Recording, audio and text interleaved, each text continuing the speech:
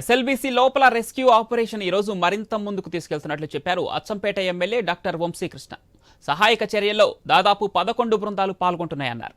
కొన్ని కీలక అంశాల్లో సింగరేణి నిపుణుల సహకారం తీసుకుంటున్నట్లు చెప్పారు ఆయన. ఎన్ని అవాంతరాలు ఎదురైనా ఎస్ఎల్బీసీని పూర్తి చేస్తామంటున్న ఎమ్మెల్యే వంశీకృష్ణతో ఐ న్యూస్ ప్రతినిధి ఏవై స్వామి ఫేస్ టు ఫేస్. ప్రమాదం సంబంధించి ఒకవైపు ఎప్పటికప్పుడు ప్రభుత్వం కోఆర్డినేషన్ చేస్తుంది. స్థానిక అచ్చంపేట ఎమ్మెల్యే డాక్టర్ వంశీకృష్ణ మనతో ఉన్నారు. మనం ఇప్పుడు ఎస్ఎల్బీసీ ఇంటేక్ వెల్ వద్ద ఉన్నాము. లోపల ఒకవైపు వందలాది మంది లోపల రెస్క్యూ ఆపరేషన్లో పాల్గొంటున్నారు. వారిని అడిగి మరిన్ని వివరాలు తెలుసుకుందాం. చెప్పండి ఎమ్మెల్యే గారు, ఎలా జరుగుతుంది లోపల రెస్క్యూ ఆపరేషన్ సంబంధించి ఈరోజు ప్రధానంగా ఏ అంశాలను ఈరోజు పనిచేస్తున్నారు? ముఖ్యంగా ఇది 7 రోజుల క్రితం ఇన్సిడెంట్ జరిగింది. ఇది వెరీ అన్ఫార్చునేట్ థింగ్. తర్వాత ఆ విషయాలన్నీ మీకు అందరికీ తెలిసిన విషయమే. గౌరవ మంత్రివర్యులు అందరూ కూడా ఎప్పటికప్పుడు మానిటర్ చేస్తూ ఉన్నారు. అన్నిటికి మించి ఈ రాష్ట్ర ముఖ్యమంత్రి పెద్దలు నల్లమల్ల ముద్దుబిడ్డ రేవంత్ రెడ్డి గారు మినిట్ టు మినిట్ దీనిపైన మానిటరింగ్ చేస్తూ ఉన్నారు.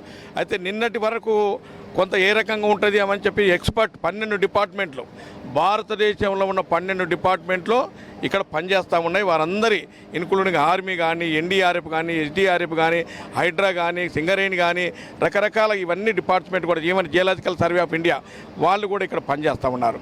నిన్నటి వరకు, నిన్న సాయంత్రం వరకు ఇది మనం తీయగలుగుతామని ఒక కన్క్లూజన్ రావడం జరిగింది. ఈ టీబీఎం ఏదైతుందో మధ్యన అది బ్రేక్ అయింది. ఆ బ్రేక్ పార్ట్ ఏదైతే అడ్డం ఉందో అవన్నీ కూడా నిన్న చాలా వరకు బయటికి రావడం జరిగింది. ఇవాళ నిన్న నైటు ఆ మడ్ ఏదైతుందో ఆ స్లష్ను బయటికి తీసుకురావడానికి నిన్న షురు అయిపోయింది ఆల్రెడీ. అసలు లోకో వ్యాగన్లను ఉపయోగించి తీసుకొస్తారా, కన్వేర్ బెల్ట్ని ఉపయోగిస్తున్నారా? ప్రస్తుతానికి లోకోమోటివ్ ఏదైతే ఉందో దాని ద్వారా వస్తుంది బయటికి. ఇప్పుడు కన్వేయర్ బెల్ట్ అనేది కొంత బ్రేక్ అయింది ఎక్కడ నియర్ బై టీబీఎం. దాన్ని రాత్రి నుంచి రిపేర్ చేస్తూ ఉన్నారు. ఇప్పుడు ఇంకో 1-2 అవర్స్లో అది కూడా రిపేర్ అయిపోతుంది. దాని మీద కూడా ఏదైతే మడ్ ఉందో అక్కడ దాన్ని కూడా వాడి ఎక్కువ శాతం కన్వేయర్ బెల్ట్ మీద బయటికి వచ్చే అవకాశం ఉంది. లోపల ఇప్పుడు ఎంతమంది పనిచేస్తున్నారు, ఏ డిపార్ట్మెంట్ పాల్గొంటాయి? 12 డిపార్ట్మెంట్ పనిచేస్తూ ఉన్నాయి. దాదాపుగా 200 మంది టన్నల్లో పనిచేస్తూ ఉన్నారు. All types of departments like ఇప్పుడు ఎన్డీఆర్ఎఫ్, ఆర్మీ, ఎస్డీఆర్ఎఫ్, తర్వాత సింగరేణి బొగ్గు తీసే వాళ్ళకి అలవాటు ఉంటుంది కదా, వాళ్ళందరూ మైనింగ్ వాళ్ళందరూ కూడా లోపల పనిచేస్తూ ఉన్నారు. ఇవి బాగా అంటే యుద్ధ ప్రాతిపదికన పనిచేస్తూ ఉన్నారు, వార్పుట్ బేసెస్. లోపల కొత్తగా రైల్వే వాళ్ళని రప్పించి ప్లాస్మా కటింగ్ యంత్రాలు వాడుతున్నట్టుగా తెలుస్తుంది. వాళ్ళు చేస్తున్నారు. అవును, ప్లాస్మా కటింగ్ ఇది నడుస్తున్న టీబీఎం ఏదైతే ఉందో ప్లాస్మా కటింగ్ ఏదైతే ఆ టూల్స్ ఉంటాయి కదా, అది కటింగ్ కూడా చేస్తూ ఉన్నారు. అది నిన్న మధ్యాహ్నం స్టార్ట్ అయింది, చాలా వరకు అయిపోతూ ఉంది. ఒక్కటి ఏంటంటే మనకున్న ఇప్పుడు ఛాలెంజింగ్ ఏంటంటే ఆ మడ్ ఏదైతే ఉందో దాదాపు 15 ఫీట్స్ హైట్లో ఉంది. 15 ఫీట్ హైట్ 40 మీటర్స్ ఉంది. అది మనకి ఇప్పుడు ఛాలెంజింగ్ అయింది. దాన్ని నాకు తెలిసి ఇంకో 24 to 48 అవర్స్లో కంప్లీట్గా తీసే అవకాశం ఉంది. మరోవైపు కొత్త వాదన వినబడుతుంది. దీనికి సంబంధించి అత్యంత కీలకమైనటువంటి ఎస్ఎల్వి సంబంధించి ఈ పని కనుక స్లష్ ఎక్కువగా ఉంటే ప్రత్యామ్నాయ ప్రణాళికలు కూడా ప్రభుత్వం ఆలోచిస్తున్నట్టుగా బయటకు చర్చ వినబడుతుంది. దాని గురించి మీకు ఏమైనా తెలుసా?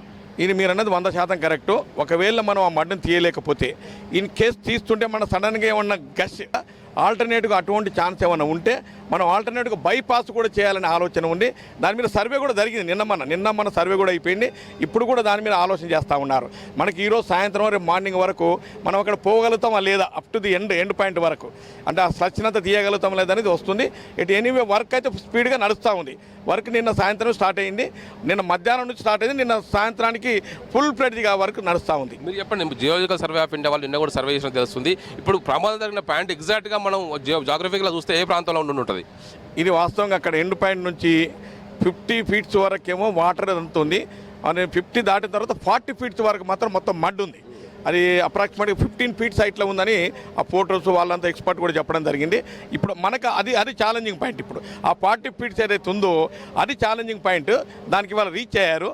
ఇవాళ మధ్యాహ్నం వరకు దాంట్లో కూడా కొంత పార్ట్ బయటికి రావడం జరుగుతుంది. పైన మనం చూసుకుంటే పైన పాయింట్ ఏదైతే ఏరియాలో వస్తుంది, మల్లెల తీర్థం లాంటి ఏరియా అంటారు కదా, ఎక్కడ వరకు వచ్చేస్తుంది? అప్రాక్సిమేట్గా వట్వల్లపల్లి దాటిన తర్వాత మల్లెల తీర్థం ఆ ఏరియా వరకు పోయి ఉంటుంది.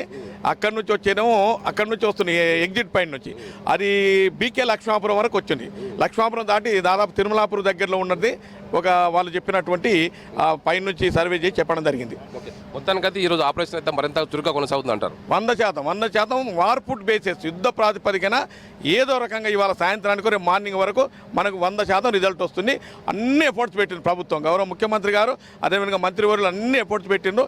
At any cost we have to bring back to the those who are inside the tunnel.